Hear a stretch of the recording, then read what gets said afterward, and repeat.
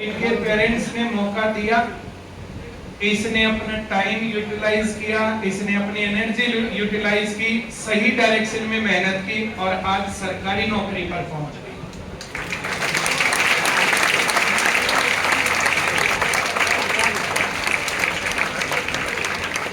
इसने अपना टाइम और एनर्जी यूटिलाइज किया, पेरेंट्स ने मौका दिया, ये नौकरी पर पहुंच गई। तो इसके कारण इसके पेरेंट्स को काफी प्राउड मोमेंट हासिल हुआ।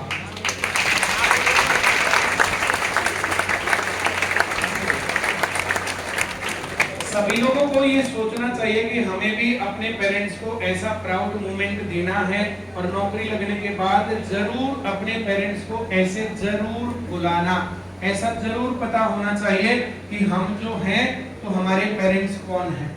बात समझ में आ रही है? yes, या नहीं? yes, एक तो तुम अपनी पहचान ऐसे बताओ कि पेरेंट्स को मिलवाने में बुलाने में शर्म आए, और दूसरा तुम लोग ऐसा काम करोगे जो तुम्हारे पेरेंट्स और तुम प्राउड फील करो। ऐसे कौन कौन चाहता कि अपने पेरेंट्स को ये प्राउड मोमेंट्स दे? सभी सब चाहते हैं। ये कैसे देगा बता?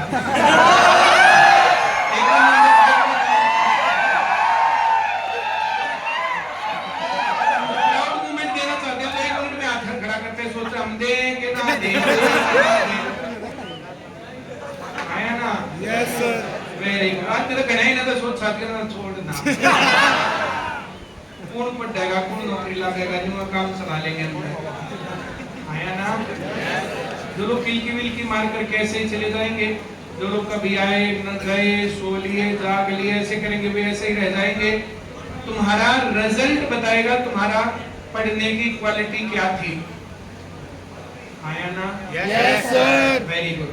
ये इस कुरिया की जो माता जी हैं, ये हमारी शुरुआत वाले बैच की स्टूडेंट थी।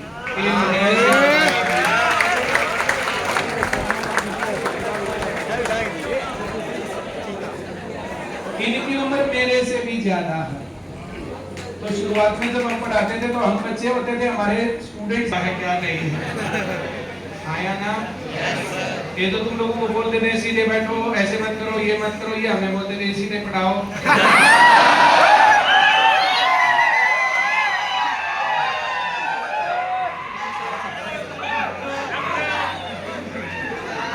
ये 3 टीचर थी, ये 3 जनी आती थी, श्याम वाला बैच होता था, स्टेट उसी साल लागू हुआ था, STET state teachers eligibility exam, ये हरियाणा से ही लागू हुआ था। उस टाइम पर ये पढ़ने आई थी, तब पढ़ने के बाद इनका स्टेट पास हो गया। मैं इनको बोलता था थोड़ी सी पढ़ लो नौकरी लग जाओगे, ये बोलती थी नौकरी तो पहले ही ना करी है। ये किसी न किसी अच्छे प्राइवेट स्कूल में जॉब करती थी, तीनों जनी। वहां पर उस टाइम पर मैंडेटरी कर दिया कि स्टेट पास होना चाहिए, नहीं तो हटा देंगे, फिर किसी दूसरे आदमी को ले लेंगे। तो ये उस इसमें जो है पढ़ने के लिए आई थी। ये इस गुड़िया के पिताजी हैं, ये मैनेजर रहे हैं बैंक में 34 इयर्स तक, और मैनेजर की पोस्ट पर रहने के बाद रिटायर हो चुके हैं।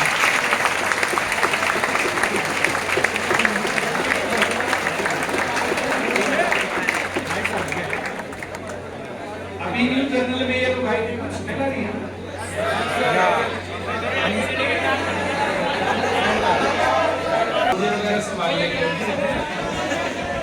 तुम चिंता ना करो। ऐसे जब सिलेक्शन लेके आते तो बच्चों में जो है ना एनर्जी लेवल हाई होता है, उससे वे हीट प्रोड्यूस करते हैं।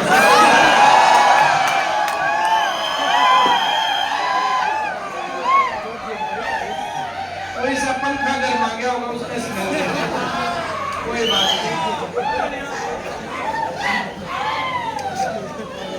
इस लड़की ने कॉलेज में जाके BSc की, MSc की, और घर में कुछ परिस्थितियां इस प्रकार से रही कि घर में इनको जो है काम करना पड़ा, बीच में गैप लेना पड़ा। 2 दिन बार आई थी ना मेरे से मिलने के लिए, मुझे बाद में आ रहा है भाई साहब। हर एक सिलेक्शन तुम्हें कोई ना कोई कहानी सुना सकता है, हर एक सिलेक्शन तुम्हें कोई ना कोई बात बता सकता है। ऐसा करने से तुम लोगों को हम क्यों बुलाते हैं यहाँ पर, ना अकेले मिल ले। ये तुम्हारे साथ ही तुम्हारे बीच में यहीं पर बैठ करके हर रोज आती थी और पढ़ती थी, लगातार पढ़ रही थी। अभी ग्रुप डी में इसका सिलेक्शन हुआ है।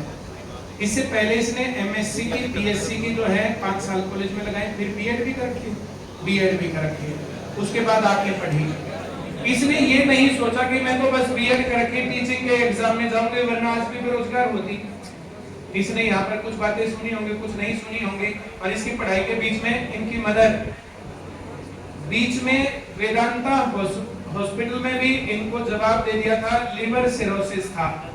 लीवर जो होता है, लीवर में कहीं ना कहीं जो है ना, जैसे कोई गांठ हो जाती है, कोई फोड़ा हो जाता है, वो फोड़ा जो ठीक ना होता उसको सिरोसिस बोलते हैं, फोड़े की बिगड़ी हुई कंडीशन।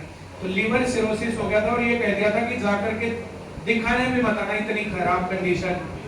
तो इनके पिताजी देखो जो है, जिन्होंने रिटायरमेंट तक अपनी एज को इस चीज से अपने फिजिक को कितना बढ़िया मेंटेन किया है, इन्होंने इनको गाइडेंस दिया, बात बताई कि तुम कुछ भी लिखे मिलना, तुम कहानी लिखना, अपनी बीमारी के बारे में लिखना, अपनी मनस्थिति के बारे में लिखना, तुम कुछ भी लिखना।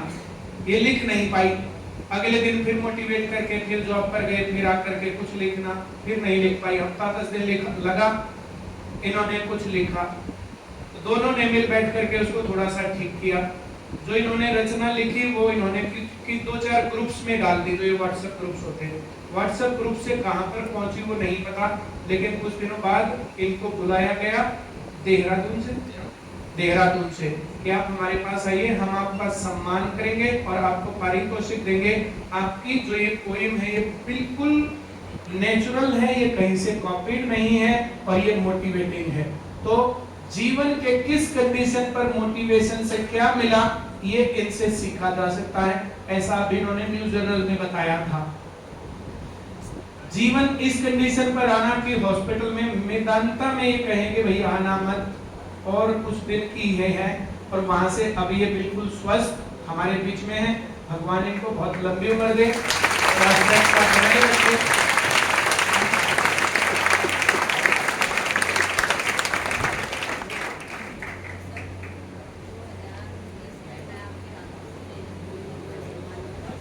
अच्छा, ये हिंदी की टीचर थी, वो जो टीचर्स डे होता है उन पर बता रही है कि जो है हिंदी गौरव का सम्मान जो है इन्होंने लिया था 2020 में, मेरे हाथों से लिया था।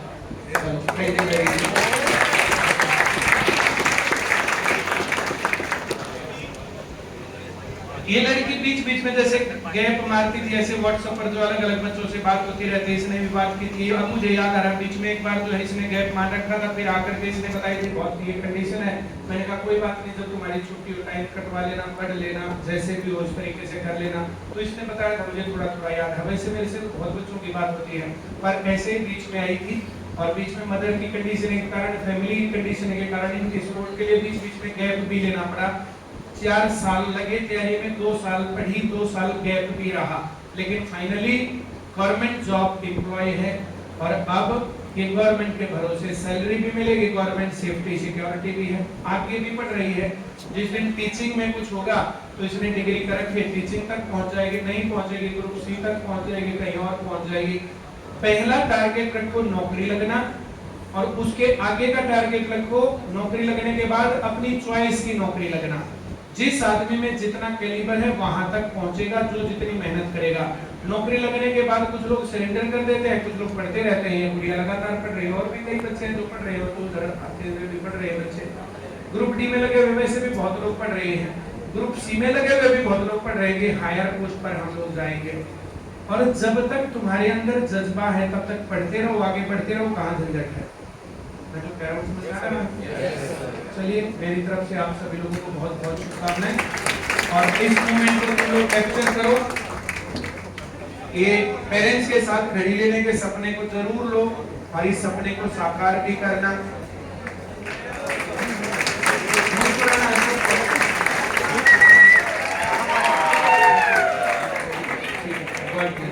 ठीक है सर, बहुत बहुत शुभकामनाएं। ये सभी लोग है ना, मैं उधर गया हुआ था अभी। इस गुड़िया की उम्र कितनी लगती है तुम्हें?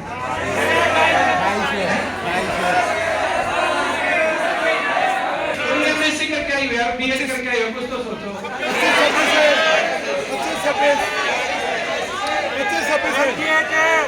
ये 27 साल की है। अब दूसरे नंबर पर इनके पिताजी रिटायर्ड मैनेजर हैं। मैं ये सोच रहा था मेरे से कब साल घाट बांट होंगे। मैं इनके जो है माता जी को मैं सोच रहा था भाई हमारे बराबर से क्यों गए, तो नहीं, इन्होंने बताया कि मैं तुमसे बड़ी थी। हर क्लास में तो ऐसे हम लोग जो बोलते ना भाई सीधे बैठो, तो हम बोलते थे सीधे पढ़ाओ। ये सभी लोग संतूर साबुन से नहाते हैं।